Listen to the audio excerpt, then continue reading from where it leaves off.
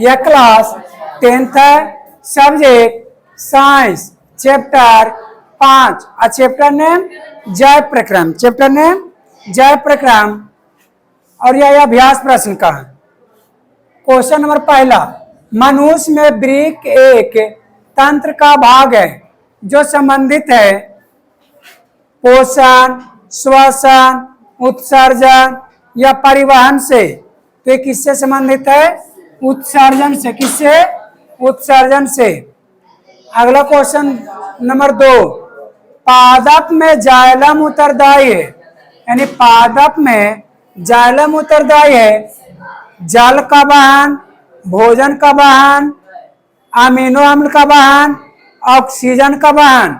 तो किससे? जल का वहन।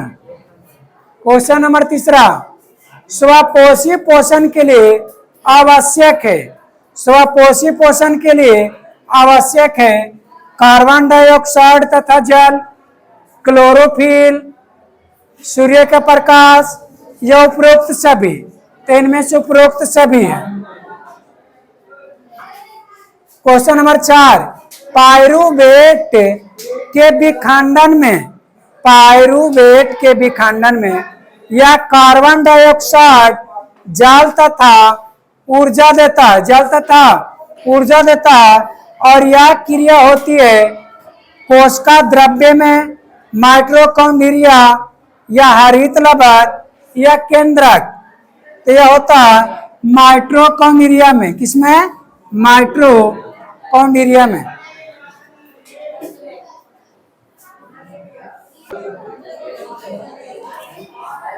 क्वेश्चन नंबर 5, क्वेश्चन नंबर, हमारे शरीर में वसा का पाचन कैसे होता है? यह प्रक्रम कहाँ होता है? यानी हमारे शरीर में वसा का पाचन कहाँ होता है और यह प्रक्रम कहाँ होता है? तो हमारे शरीर में पूर्ण रूप से वसा का पाचन आमाशय में होता है। कहाँ पे होता है? सॉरी, वसा का पाचन आहार नाल की क्षुद्रांत में होती है, आहार नाल की क्षुद्रांत में होती है। आमाशय में लाइपेज उन पर क्रियाओं करता है, जिसमें आमाशय में लाइपेज उन पर क्रिया करता है तथा वसा को खंडित कर देता है, यानी वसा को खंडित 2 भागों में बांट देता है, खंडित कर देता है। इसके पश्चात यानी इसके बाद में क्षुद्रांत में यकृत द्वारा स्रावित बाइल रस, स्रावित बाइल रस यानी पित्र वसा को, जो पित्त होता है, पित्र वसा को इम्लिसिफाई करता है। अग्नाशय रस यानी लाइपेज, अग्नाशय रस लाइपेज इस खंडित वसा को बासीय अम्ल और ग्लिसरॉल में बदल देता है। इस प्रकार वसा क्षुद्रांत में पाचित हो जाता है। जो वसा होता है किसमें पाचित हो जाता है? क्षुद्रांत में पाचित हो जाती है। अगला क्वेश्चन, भोजन के पाचन में लार की क्या भूमिका है? ये क्वेश्चन इंपॉर्टेंट है। भोजन के पाचन में लार की क्या भूमिका होती है? तो मुंह में उपस्थित लार ग्रंथियां लार रस को स्रावित करती है। इसमें सेलाइब्री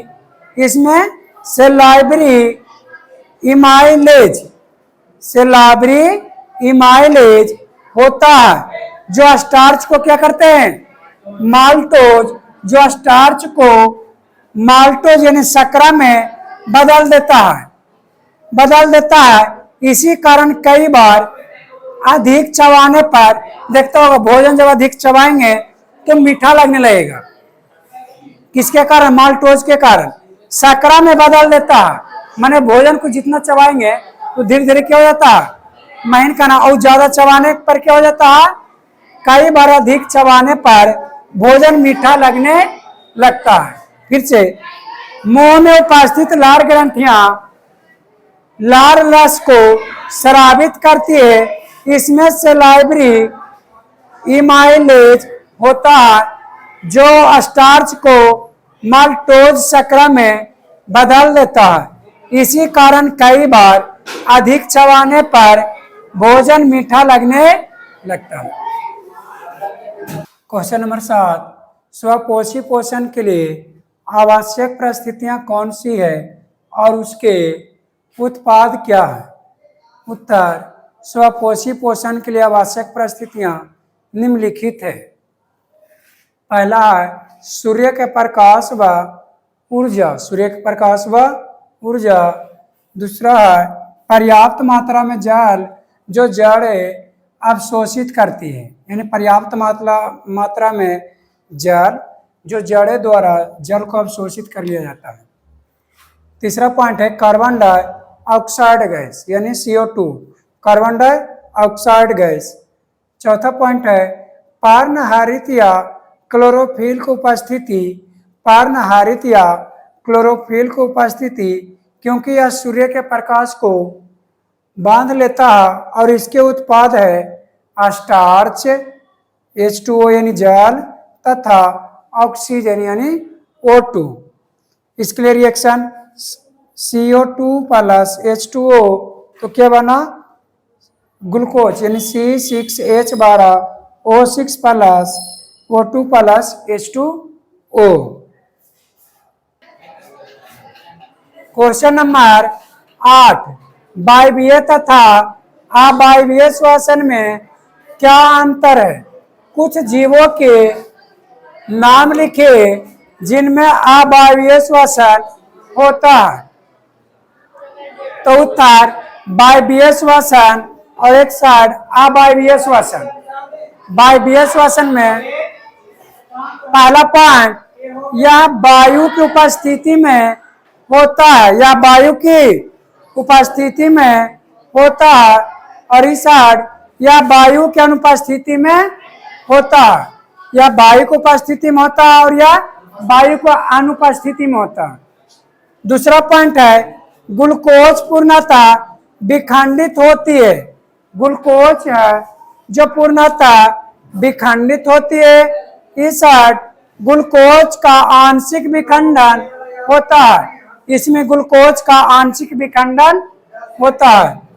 तीसरा पॉइंट, ग्लूकोज का एक अणु 38 ATP अणुओं का निर्माण करता है, यानी ग्लूकोज का एक अणु 38 ATP अणुओं का निर्माण करता है। तीसरा पॉइंट, ग्लूकोज का एक अणु 2 ATP अणुओं का निर्माण करता है, यानी इसमें ग्लूकोज का एक अणु 38 ATP अणुओं का निर्माण करता है और इसमें ग्लूकोज का एक अणु 2 ATP अणुओं का निर्माण करता है। चौथा पॉइंट, इसके अंतिम उत्पाद है, इसका अंतिम उत्पाद है CO2 जल एवं ऊर्जा। इसका अंतिम उत्पाद CO2 जल एवं ऊर्जा। इसका चौथा पॉइंट, इसका अंतिम उत्पाद इथाइल अल्कोहल व CO2। इसका अंतिम उत्पाद क्या है? इथाइल अल्कोहल व CO2।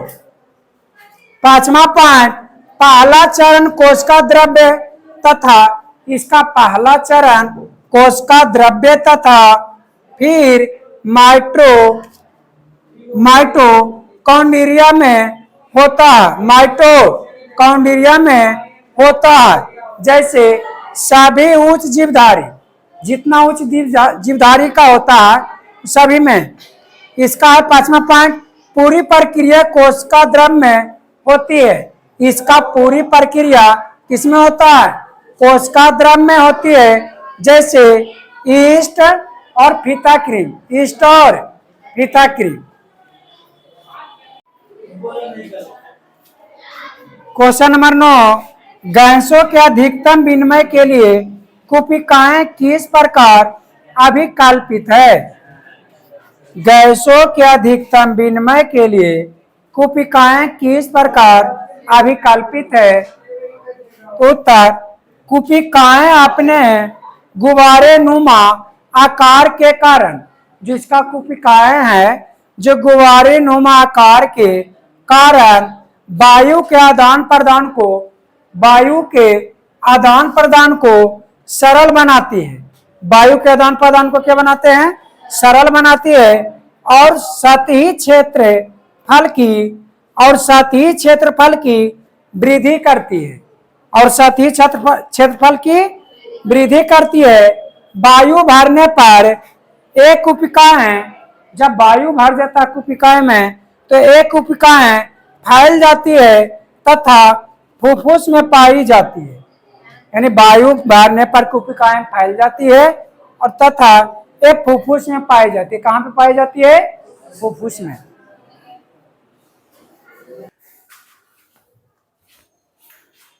क्वेश्चन नंबर 10, हमारे शरीर में हीमोग्लोबिन की कमी के क्या परिणाम हो सकते हैं? यानी हमारे शरीर में हीमोग्लोबिन कम जाए तो क्या परिणाम हो सकता है?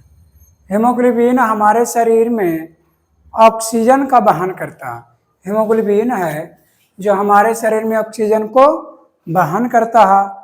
लाल रक्त कण में यदि इसकी मात्रा कम हो जाती है, यानी हीमोग्लोबिन की मात्रा लाल रक्त में कम हो जाती है, तो शरीर के अंगों को ऑक्सीजन नहीं मिल पाती है।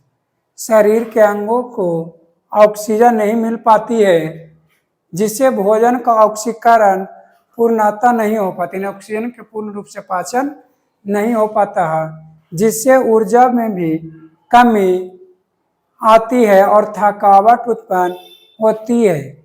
और इसकी कमी से व्यक्ति एनीमिया से पीड़ित एनीमिया रोग से पीड़ित हो जाते हैं। फिर से, हीमोग्लोबिन हमारे शरीर में ऑक्सीजन का वहन करता है। लाल रक्त कण में यदि इसकी मात्रा कम हो जाती है तो शरीर के अंगों को ऑक्सीजन नहीं मिल पाती है। शरीर के अंगों को पूर्ण रूप से ऑक्सीजन नहीं मिल पाती है। जब ऑक्सीजन नहीं मिलती है तो भोजन का ऑक्सीकरण यानी पूर्ण रूप से पाचन नहीं हो पाता, जिससे हमारे शरीर में ऊर्जा की कमी और थकावट उत्पन्न होती है। इसकी कमी से व्यक्ति में एनीमिया से पीड़ित हो जाती है। अगला क्वेश्चन 11, मनुष्य में दोहरा परिसंचरण की व्याख्या कीजिए, यह क्यों आवश्यक है? यानी मनुष्य में दोहरा परिसंचरण तंत्र की व्याख्या कीजिए और यह क्यों आवश्यक है? तो मानव हृदय में रक्त 2 बार संचारित होता है। यानी मानव हृदय में, यानी मनुष्य में हृदय जो 2 बार संचारित होता है, इसलिए इसे दोहरा परिसंचरण कहते हैं। इसलिए इसे क्या कहेंगे? दोहरा परिसंचरण कहते हैं। इसी कारण ऑक्सीजनित और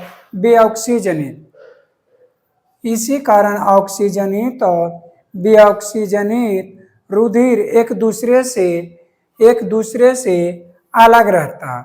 ऑक्सीजनित और बेऑक्सीजनित रुधिर एक दूसरे से अलग रहता है। यदि ये बंटवारा ना हो तो दोनों प्रकार के रक्त मिल जाएंगे। यानी ऑक्सी और बेऑक्सीजनित रुधिर एक दूसरे से अलग नहीं रहता है, तो यदि ये बंटवारा ना हो तो दोनों प्रकार के रक्त मिल जाएंगे और अंगों को पूर्ण रूप से ऑक्सीजन नहीं मिल पाएगी। फिर से एक बार, मानव हृदय में रक्त 2 बार संचारित होते हैं, इसलिए इसे दोहरा परिसंचरण कहते हैं। इसी कारण ऑक्सीजनित और बेऑक्सीजनित रुधिर एक दूसरे से अलग रहते हैं। यदि ये बंटवारा ना हो तो दोनों प्रकार के रक्त मिल जाएंगे और अंगों को पूर्ण रूप ऑक्सीजन नहीं मिल पाएगी। अगर ये दोनों मिल जाएगा तो हमारे शरीर में ऑक्सीजन सही ढंग से नहीं मिल पाएगा। क्वेश्चन नंबर 12, जाइलम तथा फ्लोएम में पदार्थों के वाहन में क्या अंतर है? यानी जाइलम और फ्लोएम के पदार्थों को अंतर बताना। तो जाइलम और फ्लोएम में पदार्थों के वाहन में निम्नलिखित अंतर है। पहला जाइलम, दूसरा फ्लोएम। जाइलम में है पहला पॉइंट, जाइलम पौधों में जल तथा जाइलम है जो पौधों में जल तथा खनिज लवण का वहन करता है। जाइलम पौधों में जल तथा खनिज लवण का वहन करता है। फ्लोएम पौधों में तैयार भोजन को विभिन्न अंगों तक पहुंचाता है। यानी फ्लोएम पौधों में तैयार भोजन को पौधे के विभिन्न भागों तक पहुंचाता है। दूसरा पॉइंट, जाल का वहन जड़ से ऊपर की ओर होता है। यानी जाल का वहन है जो जड़ से ऊपर की ओर वहन होता है। इसमें पातियों में तैयार भोजन का वहन सभी दिशाओं में होता है। यानी इसमें जड़ से जलों को ऊपर की ओर भेजा जाता है। इसमें पातियों से तैयार भोजन को विभिन्न भागों तक के पहुंचाते हैं। फिर है तीसरा पॉइंट, जाइलम द्वारा जल का वहन साधारण भौतिक बलों जाइलम द्वारा जल का वहन साधारण भौतिक बलों जैसे बाष्पोत्सर्जन आदि द्वारा होता है। जैसे बाष्पोत्सर्जन आदि द्वारा होते हैं। इसमें तीसरा पॉइंट है तीसरा पॉइंट, फ्लोएम द्वारा भोजन के वाहन में यानी फ्लोएम द्वारा भोजन के वाहन में ऊर्जा की आवश्यकता होती है। यानी फ्लोएम द्वारा भोजन के वाहन में ऊर्जा यानी एटीपी के रूप में आवश्यकता होती है।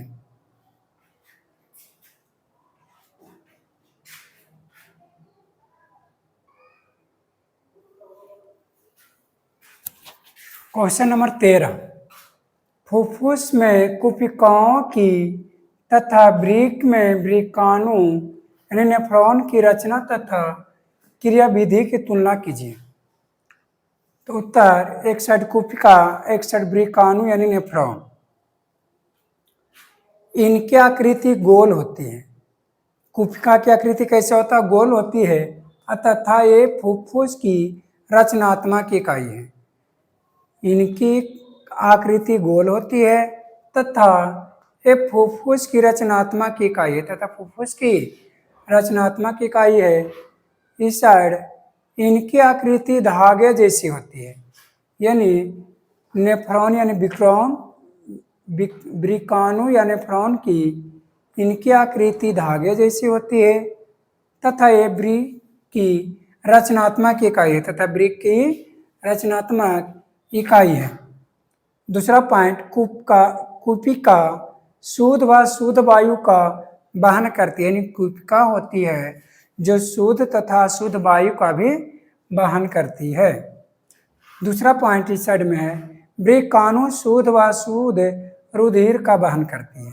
इसमें वायु का वहन करते हैं, इसमें रुधिर का वहन करती है। तीसरा पॉइंट, कुपिकाओं का आकार छोटा होता है। कुपिकाओं का आकार कैसा होता है? छोटा होता है। अब वृक्काणु या लुपदार बड़े आकार के होते हैं। यानी वृक्काणु है जो लुपदार बड़े आकार के होते हैं। चौथा पॉइंट, कुपिका शरीर से रसायन यानी कुपिका है जो शरीर से रसायन यानी CO2 गैस के रूप में निकालती है। कुपिका है जो शरीर से रसायन यानी CO2 गैस शरीर के CO2 गैस के रूप में निकालती है। इस है वृक्काणु शरीर से जो वृक्काणु है शरीर से नाइट्रोजन युक्त रसायन सूत्र के रूप में निकालते हैं। यानी इसमें नाइट्रोजन निकालते हैं, इसमें कार्बन डाइऑक्साइड। फिर से कुपिका शरीर से रसायन के रूप में यानी CO2 गैस के रूप में निकालती है। अब वृक्काणु शरीर से नाइट्रोजन युक्त रसायन सूत्र के रूप में निकालते हैं। यानी इसमें CO2 है, इसमें नाइट्रोजन है। हृदय पेशी के 3 लक्षणों को बताइए। हृदय पेशी का 3 लक्षणों को बताइए।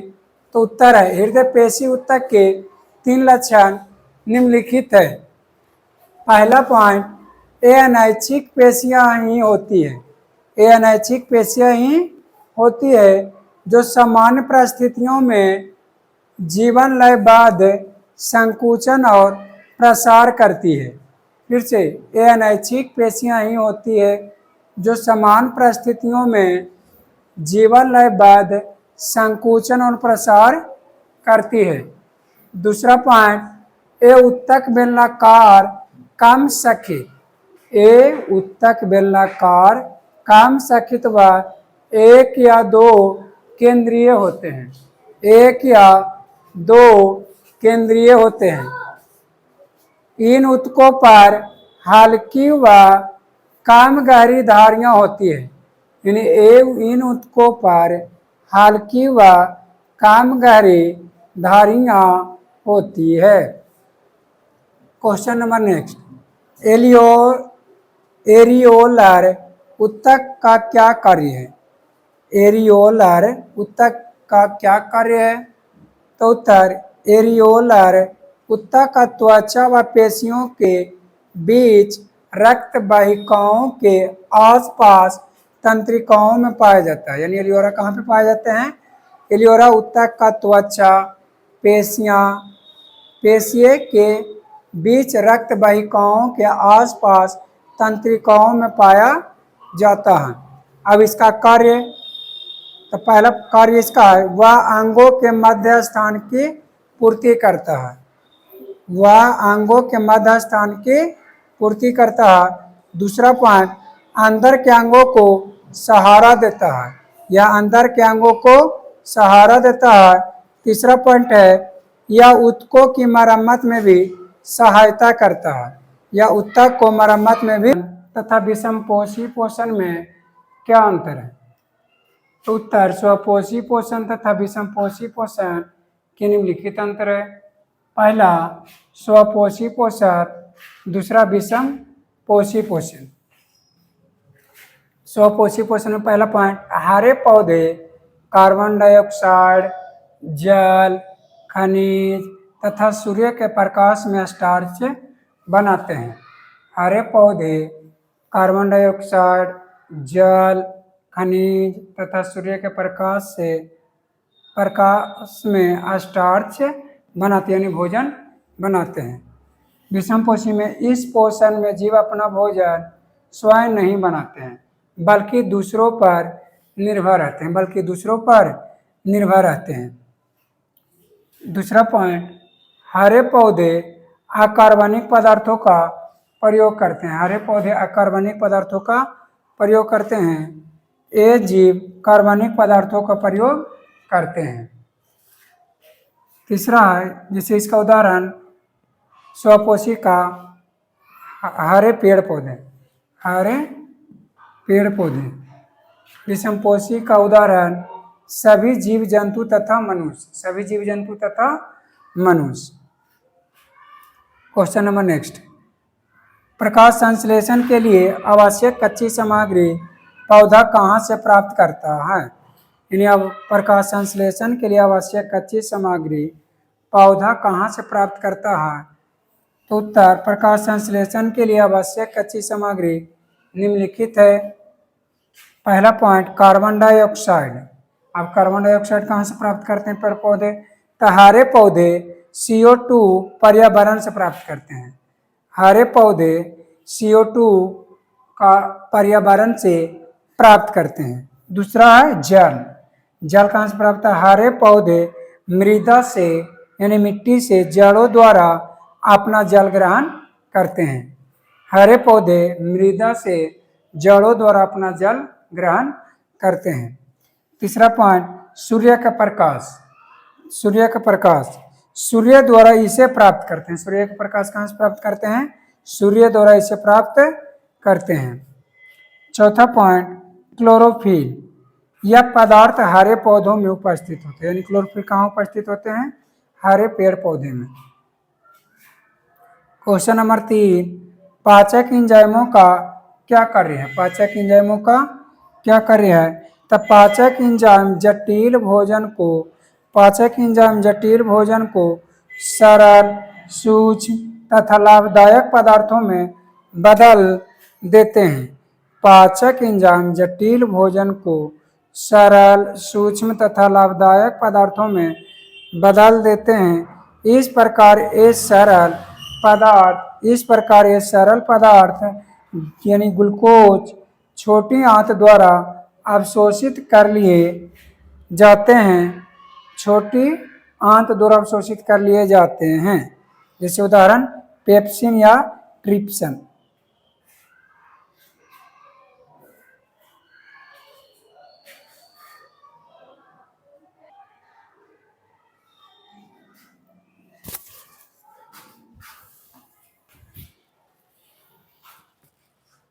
क्वेश्चन नंबर 4, हमारे आमाशय में अम्ल की भूमिका क्या है?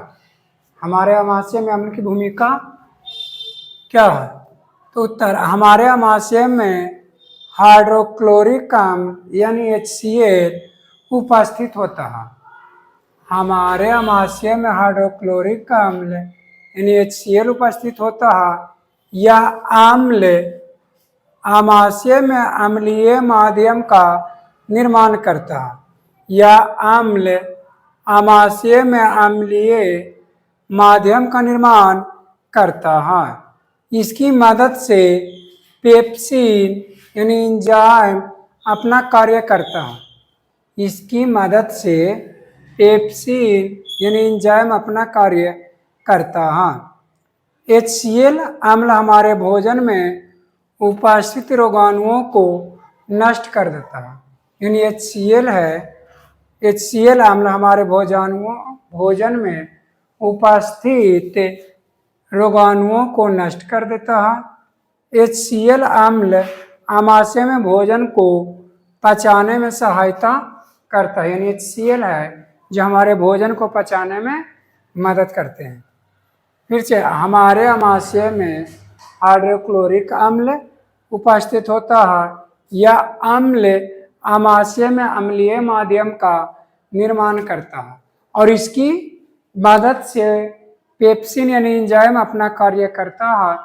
HCl अम्ल हमारे भोजन में उपस्थित रोगाणुओं को नष्ट कर देता है और HCl अम्ल आमाशय में भोजन को पचाने में भी सहायता करता है। क्वेश्चन नंबर 5, मानव में वाहन तंत्र के घटक कौन से हैं? इस घटकों के क्या कार्य है? यानी मानव में वाहन तंत्र का घटक कौन से है और इस घटक के क्या कार्य हैं? उत्तर, मानव में घटक तंत्र के प्रमुख घटक हैं। मानव में वाहन तंत्र के प्रमुख घटक है हृदय, रुधिर वाहिकाएं। अब कार्य, पहले हृदय। तो हृदय एक पंप की तरह रक्त का शरीर के विभिन्न अंगों से आदान प्रदान करता है। यानी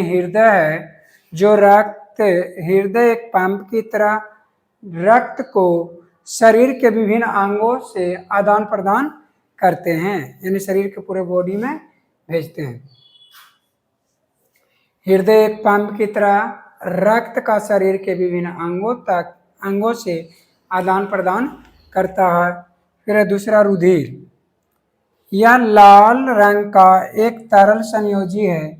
इसमें 3 प्रकार के रक्त कण लाल, श्वेत व प्लेटलेट्स होते हैं।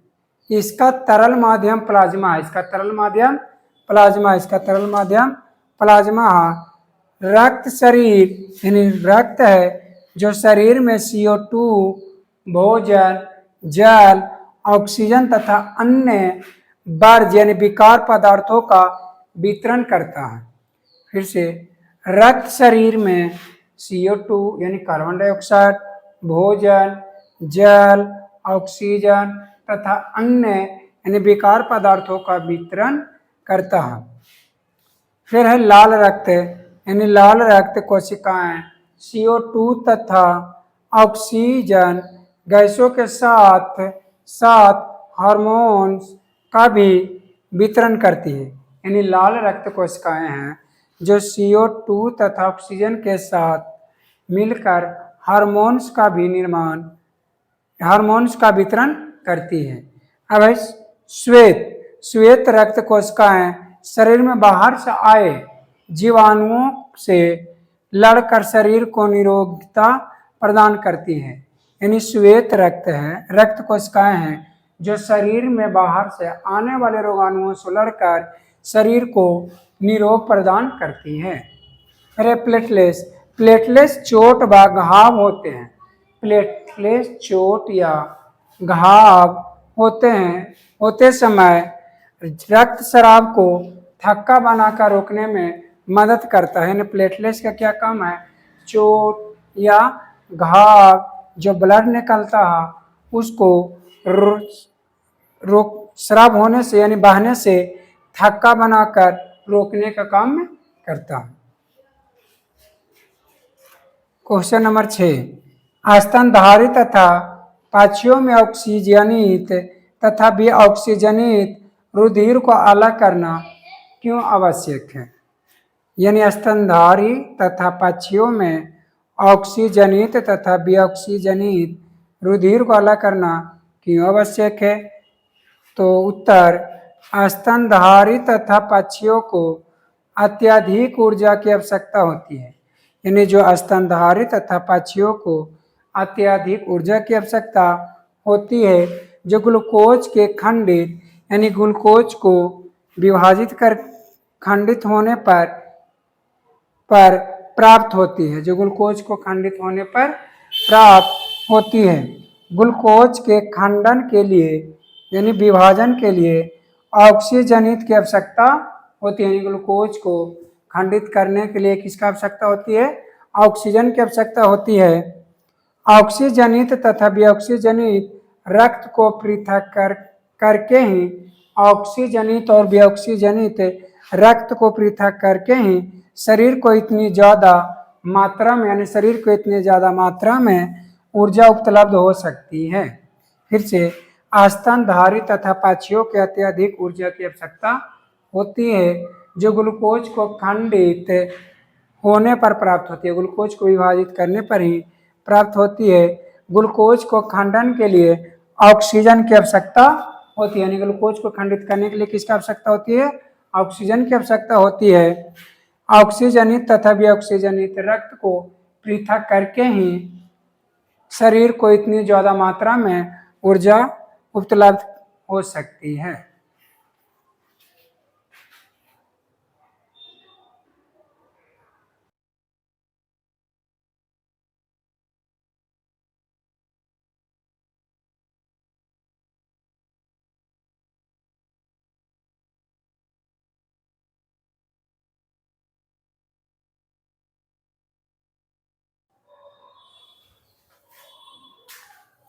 क्वेश्चन है, पादप में जल और खनिज लवण का वहन कैसे होता है? तो उत्तर, जल तथा लवण मृदा में उपस्थित होते हैं। जल तथा लवण मृदा में उपस्थित होते हैं। जड़ों की कोशिकाएं जो मृदा के संपर्क में है, जो जड़ों की कोशिकाएं हैं जो मृदा के संपर्क में है यानी मृदा से जुड़े हुए हैं, सक्रिय रूप से आयन ग्रहण करती है। और यह क्या ग्रहण करते हैं? आयन ग्रहण करती है। मृदा व जल के मध्य आयन, मृदा और जल के मध्य आयन बीच का आयन सांद्रण के अंतर को समाप्त करने के लिए जड़ में प्रवेश कर जाता है। समाप्त करने के लिए जड़ में प्रवेश कर जाता है। कोशिका से जल के अणुओं का वाष्पन, कोशिका से जल के अणुओं का वाष्पन एक चूषण उत्पन्न करता है। अंततः जाइलम कोशिकाएं जल खींचती है। जाइलम कोशिकाएं क्या खींचती है? जल खींचती है। और वाष्पन के रूप में हुई हानि बाष्पोत्सर्जन कहलाती है। वाष्प के रूप में हुई हानि को क्या कहेंगे? बाष्पोत्सर्जन कहलाती है। फिर से, जल तथा लवण मृदा में उपस्थित होते हैं। कहाँ पे होते हैं? मृदा में उपस्थित होते हैं। जड़ों की कोशिकाएं जो मृदा के संपर्क में हैं, जड़ के संपर्क किससे रहता है? मिट्टी से यानी मृदा से। सक्रिय रूप से आयन ग्रहण, और यह क्या ग्रहण करते हैं? आयन ग्रहण करते हैं। मृदा और जल के मध्य आयन सांद्रण के अंतर को समाप्त करने के लिए जड़ में प्रवेश कर जाता है। जड़ में प्रवेश कर जाता है तो कोशिका से जल के अणुओं का वाष्पन एक चूषण उत्पन्न करता है। अंततः जाइलम कोशिकाएं जल खींचती है। क्या खींचते हैं? जाइलम कोशिकाएं जल खींचती है और वाष्प के रूप में हुई हानि को वाष्पोत्सर्जन कहलाती है। अगला है, पादप में भोजन का स्थानांतरण कैसे होता है? यानी पेड़ पौधे में भोजन का स्थानांतरण कैसे होता है? तब पातियों भोजन तैयार करती है। पातियां जो क्या तैयार करते हैं? भोजन तैयार करते हैं। पातियों से भोजन का स्थानांतरण पूरे पौधे में फ्लोएम वाहिनियां करती है। फिर से, पातियों भोजन तैयार करती है। पातियों से भोजन का स्थानांतरण पूरे पौधे में फ्लोएम वाहिनियां करती है। पातियों में भोजन का स्थानांतरण पूरे पौधे में फ्लोएम वाहिनियां करती है। अगला है नेक्स्ट, उत्सर्जन। उत्सर्जन क्या है? तो वह जैव प्रक्रम जिसमें हानिकारक उपापचयी उपापचयी वर्ज्य पदार्थ यानी हानिकारक बेकार पदार्थ का निष्कासन होता है, यानी शरीर से निष्कासन होता है, उसे उत्सर्जन कहते हैं। यानी शरीर से बेकार पदार्थों के निकालने की प्रक्रिया को क्या कहेंगे? उत्सर्जन। अपोहन। अपोहन क्या? अपोहन एक ऐसी युक्ति है जिसके द्वारा कृत्रिम वृक्क द्वारा अपोहन एक ऐसी युक्ति है जिसके द्वारा कृत्रिम वृक्क द्वारा नाइट्रोजनी अपशिष्ट उत्पादों को रुधिर से निकाला जाता है। यानी नाइट्रोजनी बेकार उत्पादों को रुधिर से निकाला जाता है, उसी को क्या कहेंगे? अपोहन। अपोहन एक ऐसी युक्ति है जिसके द्वारा कृत्रिम वृक्क द्वारा नाइट्रोजनी अपशिष्ट पदार्थों को बाहर उत्पादों को रुधिर से निकाला जाता है, उसे क्या अपोहन कहते हैं। मनुष्य में उत्सर्जन, यानी मनुष्य में उत्सर्जन, तो मनुष्य के उत्सर्जन तंत्र में एक जोड़ा वृक्क है। मनुष्य के उत्सर्जन तंत्र में एक जोड़ा वृक्क होते हैं। एक मूत्रवाहिनी, मूत्राशय तथा मूत्र मार्ग होते हैं। ये वर्ज्य यानी बेकार पदार्थ छनकर बाहर निकलते हैं, उसी को मनुष्य में उत्सर्जन कहेंगे। मनुष्य के उत्सर्जन तंत्र में एक जोड़ा वृक्क, एक मूत्रवाहिनी, एक मूत्राशय तथा मूत्र मार्ग होते हैं और ये वर्ज्य पदार्थ यानी बेकार पदार्थ छनकर बाहर निकलते हैं, उसी को मनुष्य में उत्सर्जन कहेंगे। अगला है पादप में उत्सर्जन, यानी पेड़ पौधे में उत्सर्जन कैसे होता है? तब पादपों में उत्सर्जन बिल्कुल भिन्न प्रकार से होता है। यानी पादपों में उत्सर्जन बिल्कुल अलग ढंग से होते हैं। इसमें पादप कुछ अपशिष्ट यानी पेड़ पौधे कुछ अपशिष्ट पदार्थों को अपने आसपास के मृदा में उत्सर्जित करते हैं। अपने आसपास के मृदा में ही उत्सर्जित करते हैं, उसी को क्या कहेंगे? पादप में उत्सर्जन। पादपों में उत्सर्जन बिल्कुल भिन्न प्रकार से होते हैं। इसमें पादप कुछ अपशिष्ट पदार्थों को अपने आसपास के मृदा में ही उत्सर्जित करते हैं।